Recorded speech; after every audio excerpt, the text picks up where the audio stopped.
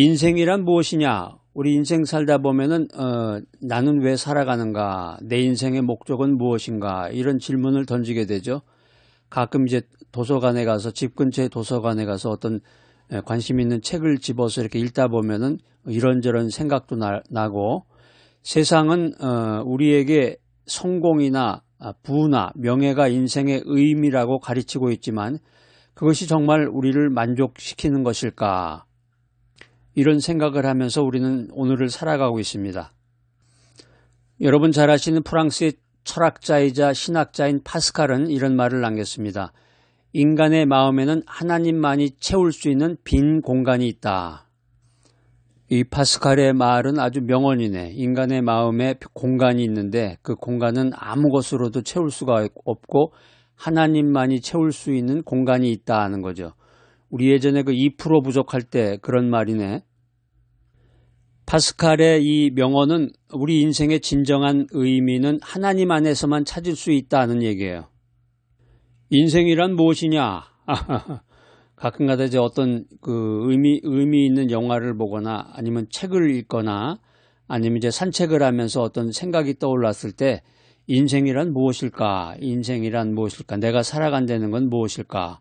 근데 그 중심에 하나님이 있다는 거죠. 하나님 안에서 그것을 찾을 수가 있는데 하나님 밖에서 그걸 찾으려고 하니까 찾을 수가 없는 거죠. 오늘 첫 번째 바이블 메시지는 인생은 순례자의 여정이다.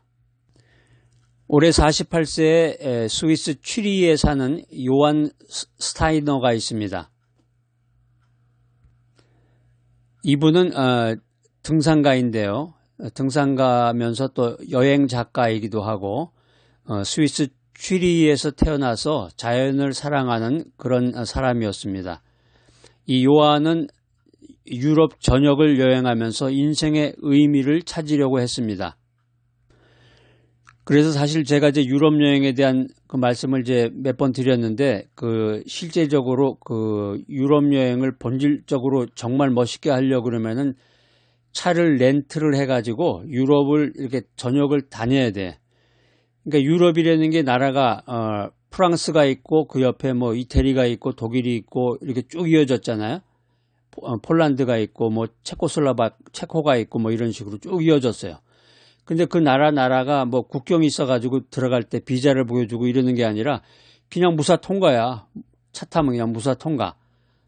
제가 한번 거기를 차를 빌려가지고 렌트를 해서 다녀본 적이 있는데 프랑스 파리 거기에 이제 개선문도 이렇게 가보고 근데 개선문에 가면은 거기가 아주 지금은 아닌데 옛날 그 광화문이나 시청 앞 같이 아주 그 차들이 엄청나게 몰리는데 거기가 한 8차선 이상은 되는 것 같아요. 둥그렇게 된 데를 가는데 한 차가 가면 또 다른 차가 오고 가고 아주 순서대로 이렇게 갔던 그런 기억이 나는데 여기 오늘 등장하는 이 요한도 유럽 전역을 여행하면서 차만 있으면 유럽 전역을 뭐 1시간이면 뭐 멀리 가죠. 파리에서 뭐 1시간만 돼도 멀리 가고 그 다음에 이제 프랑스에서 영국까지는 이제 바다가 있는데 헤엄쳐서 가는 건 아니고 지하 터널이 있어가지고 그 지하 터널로 기차가 갑니다.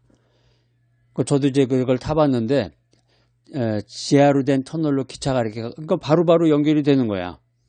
그래서 이 요한이 유럽 전역을 여행하면서 인생의 의미를 찾으려고 했는데 여기저기 뭐 세상의 곳곳을 다 다녀봐도 이 사람 마음속에 공허감이 채워지지 않는 거예요. 그러던 어느 날 교회를 중심으로 한 기독교 단체에서 수양회를 했는데 그 수양회 세미나에 참석해서 그 시간을 같이 좋은 시간을 보내다가 성경 말씀을 들으면서 깨달음이 왔습니다. 인생은 영혼을 향한 여정이로구나. 인생은 영혼을 향한 여정이다. 고사성어에 부귀무상이라는 말이 있습니다. 부귀무상은 부귀영화는 오래가지 않는다 이런 뜻인데 인생의 물질적인 성공은 순간일 뿐이고 영원한 가치를 추구해야 된다라고 하는 것입니다. 인생의 시간이 뭐 간단하네요. 인생의 시간이 두 가지가 있는데 인생에는 순간이 있고 영원이 있다는 거죠.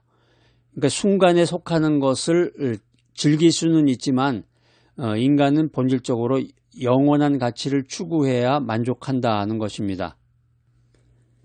신약성경 히브리서 11장 13절 말씀입니다. 이 사람들은 다 믿음을 따라 죽었으며 약속들을 받지 못하였으되 그것들을 멀리서 보고 환영하며 또 땅에서는 외국인과 나그네임을 증언하였으니, 여기 이제 나그네라고 하는 말은 이제 이방인, 순례자라는 말이에요. 필그림, 순례자. 우리가 성경을 연구해 보면은 인간은 이 땅에서 나그네다. 이 땅에서 사는 나그네이고 우리의 본향, 우리의 고향, 홈타운은 천국에 있다는 것을 가르치고 있습니다. 성경에 보면 믿음의 조상 아브라함도 땅에 집착하지 않고 하나님이 예비하신 본향을 바라보았습니다. 우리가 세상 살아갈 때 성경이 자꾸 우리에게 깨우침을 주는 거야. 지혜를 주는 거예요. 세상 살아갈 때 이 순간적인 거에 만족하지 말아라. 어차피 만족은 안 되는 거니까 이 세상의 순간적인 부귀영화에 그렇게 집착하지 말아라. 돈에 집착하지 말아라. 세상적인 그 욕심을 가지고 탐욕을 가지고 살지 말아라. 영원한 가치를 추구해라. 영원한 가치를 추구해라. 그리고 이 인생의 최종적인 목적지는, 우리가 기차를 타면 목적지가 있잖아요. 출발지가 있으면 목적지가 있듯이 인생도 출발지가 있으면 도착점이 있는 거야. 우리의 최종 목적지, 도착점은 천국이란 말이에요. 천국. 우리의 최종 목적지는 천국임을 기억하고 살아라. 이렇게 성경은 우리들에게 깨우침을 주고 있습니다. 오늘 두 번째 바이블 메시지는 인생은 하나님과의 관계 속에서 의미를 찾는다. 올해 35세의 스웨덴 스톡홀름에 사는 소피아 리덴이 있습니다. 이 소피아는 바이올린 연주자인데 내성적인 성격을 가지고 있고 이제 독서가 취미인데 이제 혼자 살아요. 솔로로. 그래서 어려서부터 이 음악적인 재능이 뛰어나가지고 이 국제 콩쿠르에 나가가지고 우승을 많이 했어요. 그런데 어느 순간부터 자신의 삶이 무의미하다 이런 걸 느끼게 되는 거예요. 자꾸. 그러니까 사람이 아무리 부귀영화를 누리고 이제 잘 나간다고 하더라도 어느 날인가 한순간에 그 모든 게 이제 무너질 수도 있고, 또 어느 한순간에 인생이라는 게 과연 뭐냐, 인생이 무엇이냐, 그런 어떤 그 퀘스천이 찾아오는 거죠. 그래서 이 소피아가 음악이 주는 기쁨이 점점 희미해졌을 때 교회의 그 바이올린 연주자로 초대를 받습니다. 그래서 교회에 가가지고 바이올린 연주를 이제 하게 됐는데, 그 연주를 준비하고 그 연주를 하는 가운데에서 하나님의 은혜를 받아서 하나님을 만나게 됩니다. 그래서 소피아가 자신의 재능이 하나님을 찬양하는 도구임을 깨닫게 되는 거죠. 소피아를 위해서 박수 한번 쳐주겠습니다. 참 은혜 많이 받았네. 본립도생이라는 말이 있습니다. 본립도생. 이 말은 근본이 서야 길이 생긴다. 근본이 바로 서야 길이 열리고 길이 생긴다. 이런 뜻입니다. 우리 살아가는 인생도 하나님하고의 이 관계가 바로 서야, 올바로 서야 참된 방향을 찾을 수 있다는 뜻입니다. 하나님하고의 관계 하면 딱 떠오르는 성경 구절이 있어야 돼요. 요한복음 15장 5절 말씀. 자, 외우시는 분 한번 외워보세요. 시작. 나는 포도나무여 너희는 가지라. 그가 내 안에, 내가 그 안에 거하면 사람이 열매를 많이 맺나니 나를 떠나서는 너희가 아무것도 할 수 없음이라. 그가 내 안에, 내가 그 안에 거하면이라는 게 매노인데요. 원어로 매노라는 말인데 머무르다, 지속적으로 함께하다 이런 뜻입니다. 주님이 나와 지속적으로 계속해서 일회성이 아니라 한번 잠깐 나하고 이렇게 손을 잡거나 잠깐 나하고 이렇게 만남이 아니라 지속적인 만남, 지속적으로 함께함, 이게 있었을 때 내가 주 안에서 무슨 일이든지 할 수가 있고 또 많은 결실을 맺을 수 있다는 것이 오늘 성경 메시지의 교훈입니다. 인생이라고 하는 것이 그 네트워킹이에요. 예수님과의 네트워킹. 포도나무이신 예수님과 연결이 될 때, 커넥트가 될 때 참된 열매를 맺을 수가 있습니다. 하나님과의 관계 속에서 우리는 인생의 의미를 비로소 찾을 수가 있는 것입니다. 우리가 성경을 읽고 연구해 보면은 하나님과 친밀한 관계를 맺는 것이 인생의 가장 중요한 목표다. 이렇게 계속해서 반복적으로 우리들에게 말씀해 주고 있고, 하나님을 떠나서는 인생의 의미를 찾을 수가 없다. 이렇게 명확한 해답을 우리에게 주고 있습니다. 세 번째 바이블 메시지, 인생은 사랑을 실천하는 것이다. 올해 60세가 된 포르투갈 리스본에 사는 다니엘 라모스가 있습니다. 이제 교사직에서 일을 하다가 교사로 수고하다가 이제 은퇴를 했는데, 이제 아내와 손자가 둘이 있고, 다니엘은 이제 성격이 이제 온화했는데, 꽃 가꾸기가 이제 취미인 생활을 하고 있었습니다. 그래서 평생 동안 교사로서 학생들을 가르쳤는데, 은퇴한 이후에는 어려운 이웃을 도우면서 생활했습니다. 다니엘은 특별히 가난한 아이들에 대해서 관심이 많아서 그들을 돕고 그들이 공부를 계속할 수 있도록 장학금도 주고 많은 격려를 해 주었습니다. 그래서 이 다니엘을 아는 사람들은, 주변 사람들은 다니엘을 가리켜서 사랑을 실천하는 사람이다, 이렇게 닉네임을 붙여줬습니다. 다니엘은 이런 말을 남겼습니다. 인생은 결국 사랑을 나누는 것이지요.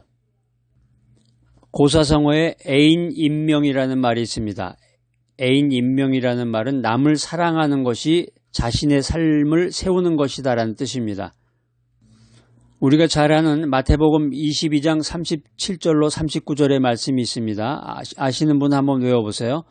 내 마음을 다하고 목숨을 다하고 뜻을 다하여 주 너의 하나님을 사랑하라. 이것이 크고 첫째 되는 계명이요, 둘째도 그와 같으니 내 이웃을 내 자신과 같이 사랑하라. 그래서 우리가 성경을 읽고 연구를 하는데, 이 성경의 정신, 기독교 정신을 한마디로 설명해 주세요. 그러면은 하나님 사랑과 이웃 사랑입니다. 이렇게 정의할 수 있는 거죠. 오늘 말씀에서 예수님은 하나님 사랑과 이웃 사랑이 인생의 가장 중요한 계명이다, 이렇게 말씀하십니다. 그러니까 우리가 사랑을 실천할 때 내 인생이 가치 있는 인생이 된다는 것입니다.